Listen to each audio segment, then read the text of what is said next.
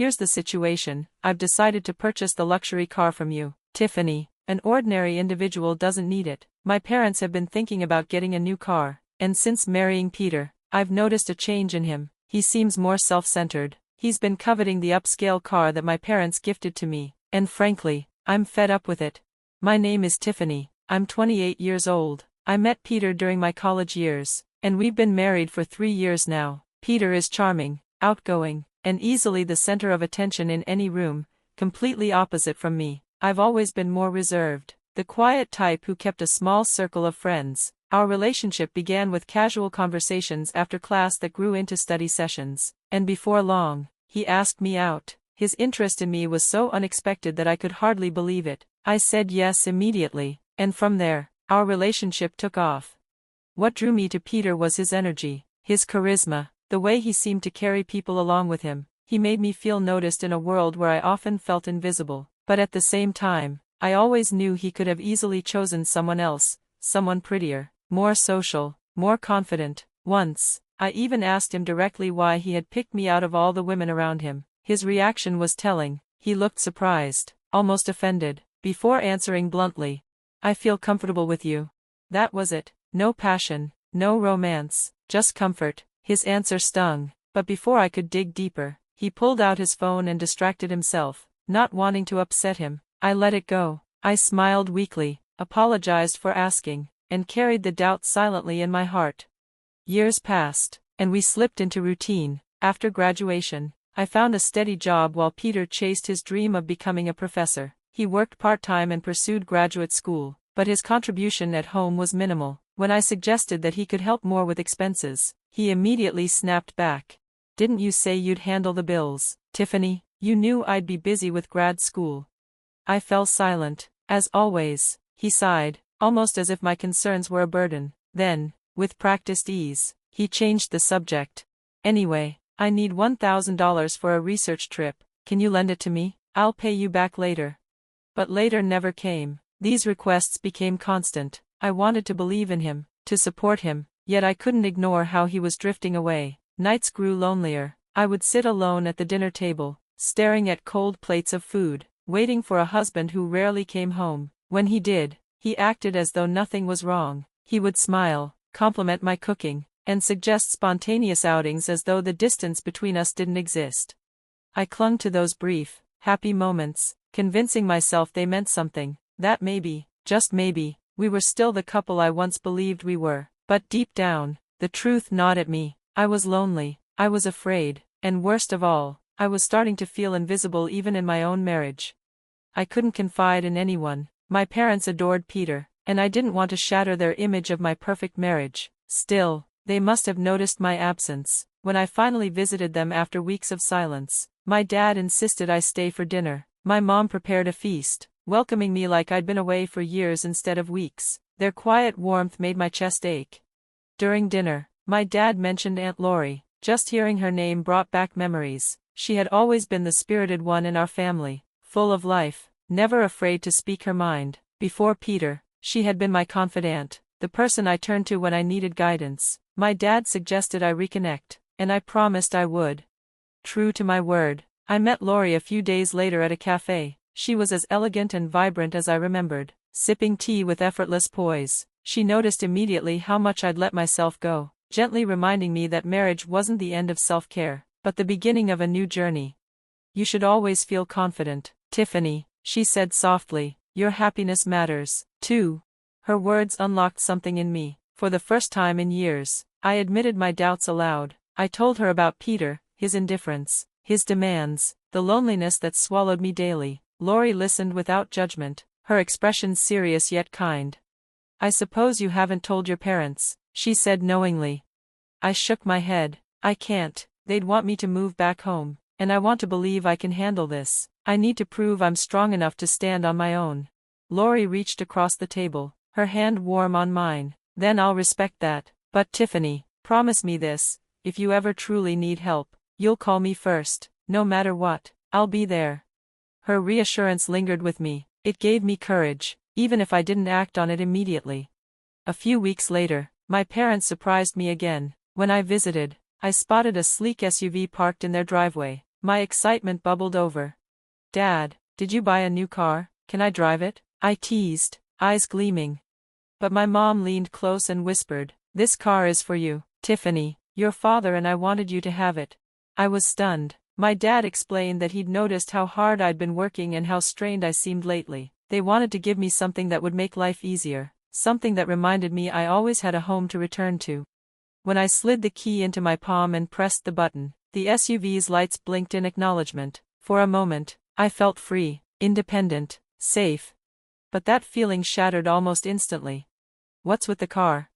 The familiar voice came from behind. I turned to see Peter, standing there with a sly grin. He hadn't been home in days, maybe weeks. He looked at the SUV as though it already belonged to him.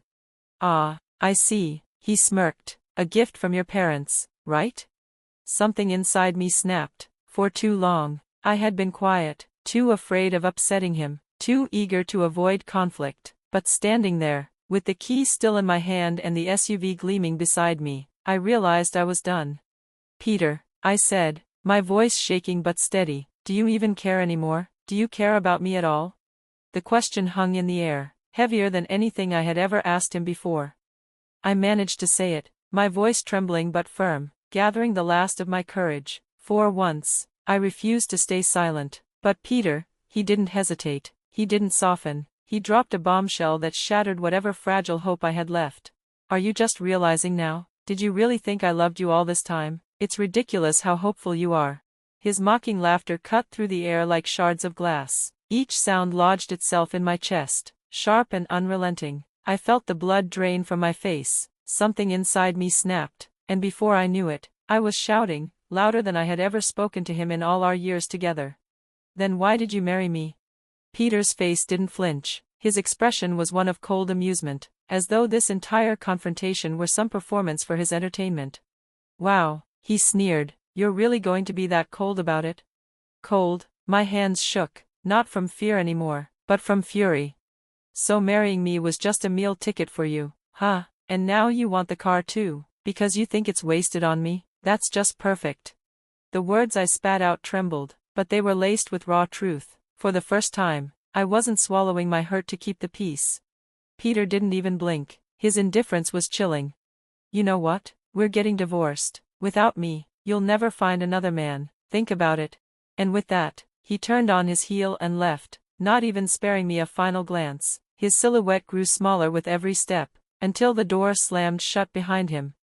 Silence pressed in on me, heavy and suffocating. My chest ached, my head pounded, and the steering wheel felt like the only anchor holding me upright. For a long while, I sat in the driver's seat, tears blurring the dashboard lights. I had spent years dimming myself to keep him happy, yet in one careless moment, he had tossed me aside like nothing. Eventually, with trembling hands, I called Aunt Lori. I poured everything out to her, my words raw, my heart aching. She listened, as she always did, with steady patience. After several days of soul-searching, I agreed to the divorce. It was time. I packed what little dignity I had left and returned to my parents' home. Their arms wrapped around me the moment I walked through the door, and for the first time in years, I felt safe. But peace didn't last long. One quiet afternoon, Peter arrived unannounced at my parents' house, flanked by his parents. Their expressions were stern, their presence suffocating. We all gathered in the living room, tension thick in the air. It was Peter's father who spoke first, his voice heavy with authority. "We're here to talk about our son's divorce." The words hung like a command, and my parents glanced at me in concern. I straightened my back, unwilling to let them speak on my behalf. Looking directly at Peter, I delivered my own warning. "If you don't agree to this divorce, I'll use my parents' connections at the university to jeopardize your future. It wouldn't be hard to ruin the career of a junior registrar if their daughter filed a complaint." For once, Peter looked startled. He had always underestimated me, always believed I would bow my head in silence. His father's face twisted in outrage. "We could contest this divorce easily." Beneath her quiet face, "She's manipulative, greedy." Poor Peter, he told us she even paid him to stay away. "I wouldn't be surprised if she entertained other men. We'll go to family court and expose this coercion. Unless," his voice softened mockingly, "unless Tiffany apologizes. Perhaps if she surrenders that car she's been flaunting, things might smooth over." The venom in his words stung. But before I could respond, the doorbell rang. My mother excused herself, and when she returned, Aunt Lori walked in with her usual confident stride. "Sorry I'm late. How's the discussion going?" Peter's family stiffened at the sight of her. His mother's lips curled. "What are you doing here? It's rude to barge in, we're busy. Outsiders should leave."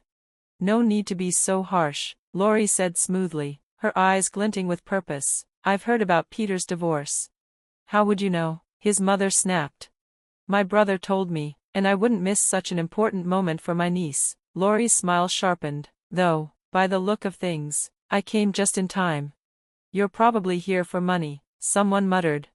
Lori chuckled softly and set her bag on the table. "Actually, no, I'm here with evidence." From her bag, she pulled out a thick stack of papers and photographs, spreading them across the table like cards in a game she had already won. "I hired a detective. These documents show Peter has been cheating on Tiffany with multiple women. He rarely came home because of them. He drained her money and her kindness, all while playing the dutiful husband in front of you." The air in the room shifted instantly. Silence fell. The weight of her words was undeniable. "That's not true," Peter shouted, panic flashing across his face. "I was busy with research. When I did come home, we had meals, we took trips. Tiffany, tell them." He turned to me desperately, but I remained silent. I didn't owe him a defense. "Those documents are fake," his father barked. "Our son would never." But Lori wasn't finished. She pulled out another photo and slid it forward. "And while I was at a hotel for business, I saw William there too, with another woman, cozy, intimate, so I had the detective look into him as well." All eyes swung to Peter's father. His wife snatched the documents and her face drained of color. "What is this, William?" she cried, her voice trembling. "How long has this been going on?" "Kayla, stop looking, hand it over," William snapped, reaching for the papers, but she pulled away.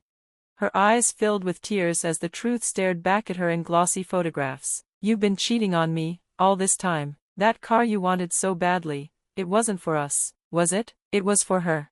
Her sobs broke through the room. She stormed out before anyone could stop her, and William scrambled after her, stammering useless explanations.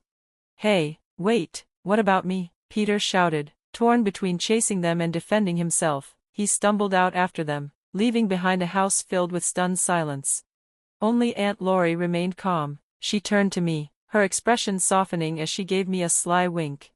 Later, she explained that Peter's parents eventually divorced, their family broken apart by the very secrets they tried to bury. And as for me, Lori took me under her wing. She encouraged me to reclaim myself, to dress well, to walk with confidence, to see my worth. She became not only my aunt but my guide, patiently reminding me that I deserved better than what I had endured. A year passed. I entered graduate school, focusing on myself, my studies, and my future. Slowly, I rebuilt. Slowly, I transformed. And then one day, standing at a busy street intersection, I heard someone call my name. "Tiffany?" I turned, and there was Peter. He looked thinner, worn out, shadows etched under his eyes. His life had unraveled after his parents' scandal. He had dropped out of graduate school, the financial support gone, his easy charm no longer enough to keep women around. The man who once mocked me now looked small, defeated. "It's been a while," he said softly. "You've changed a lot." Before I could respond, another voice called from behind. "Sorry for the wait. Are you a friend of Tiffany's?" Kevin's tall frame appeared at my side, his hand reaching instinctively for mine. He was everything Peter was not: steady, genuine, kind. The women nearby whispered, admiring his striking looks, but to me, he was simply the man who had helped me rediscover what it meant to be cherished. Peter's mouth opened, but no words came. Kevin gave him a polite nod. "We're finished here, let's go, Tiffany." He laced his fingers through mine and guided me forward, away from the past and toward the life I had built anew. I didn't look back, not once.